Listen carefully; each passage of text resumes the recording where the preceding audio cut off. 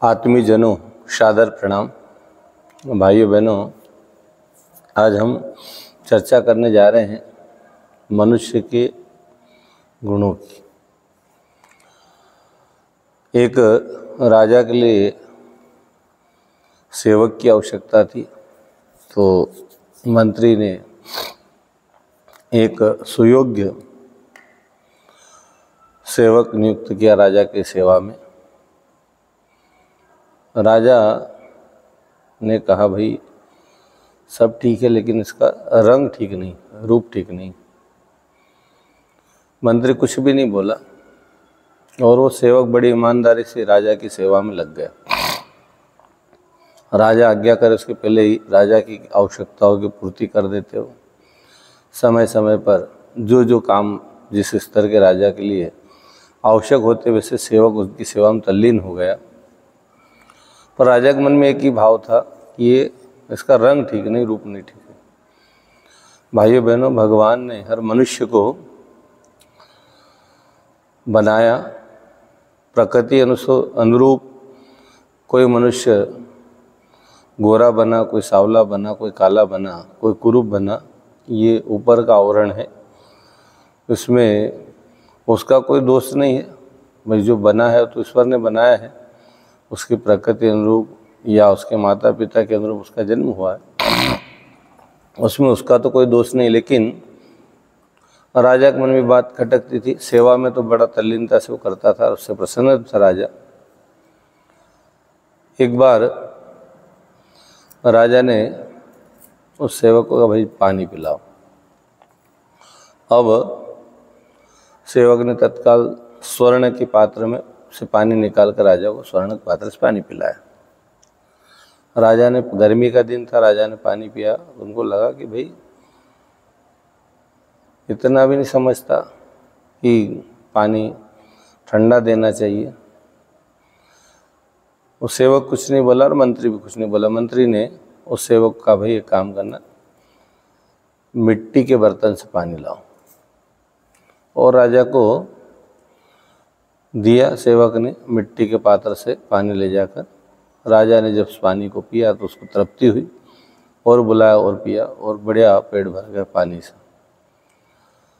अब वो प्रसन्न हो गया, राजा तृप्त हो गया। आदमी तृप्त होता है तो प्रसन्नता उसके मुंह पे झलकती है। वो तृप्ति के कारण खुश हो गया। तो उसके मंत्री ने कहा, महाराज, सोने का पात्र महंगा हो सकता है, कीमती हो सकता है, वो सुंदर हो सकता है, चमकदार हो सकता है, लेकिन सोने के पात्र में जो पानी पिएंगे तो उस पात्र के अनुरूप ही उसको उतना गर्म ठंडा कर पाएगा। लेकिन मिट्टी का जो पात्र है उसमें क्षमता है कि पानी को शीतल बना कर रखे। जबकि मिट्टी का पात्र कैसा होता है? कुरूप होता है, काला होता है।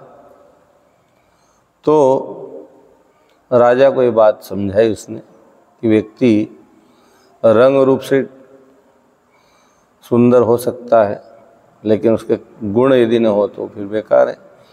व्यक्ति की पूजा रंग रूप के कारण नहीं हुई, गुणों के कारण हुई है। तो प्रयास ये करना चाहिए कि हमारे गुण कर्म स्वभाव शानदार बने, सुंदर बने। आज हम शरीर को सुंदर बनाने के लिए तो प्रयास कर रहे हैं, लेकिन क्या शरीर के अंदर जो जीव तत्व है, आत्म तत्व है, उसको गुणों से युक्त कर पा रहे कि नहीं, यह महत्वपूर्ण है। हम गुणों का डेवलपमेंट, गुणों का विकास कैसे करें। तो राजा को बात समझ में आई।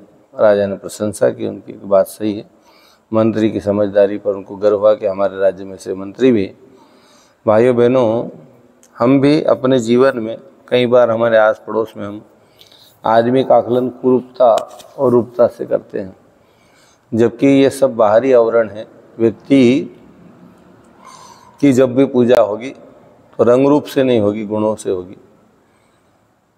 हमेशा ईश्वरीय मूर्तियाँ जो बनाई जाती वो भी काले पत्थर की बनती है, लेकिन भगवान की पूजा हम क्यों करते हैं? केवल गुणों के कारण, मूर्ति के कारण थोड़ी करते। मूर्ति सुंदर हो सकती है, शानदार हो सकती है, जानदार हो सकती है, लेकिन महत्वपूर्ण क्या है कि वो मूर्ति गुणयुक्त है कि नहीं।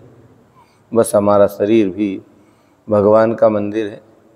इस मंदिर को जितना सजा ले, संवार ले, उसको योग्य बनाए साधना के क्षेत्र में, अध्यात्म के क्षेत्र में, तो शानदार इसके परिणाम और लाभ मिलेंगे।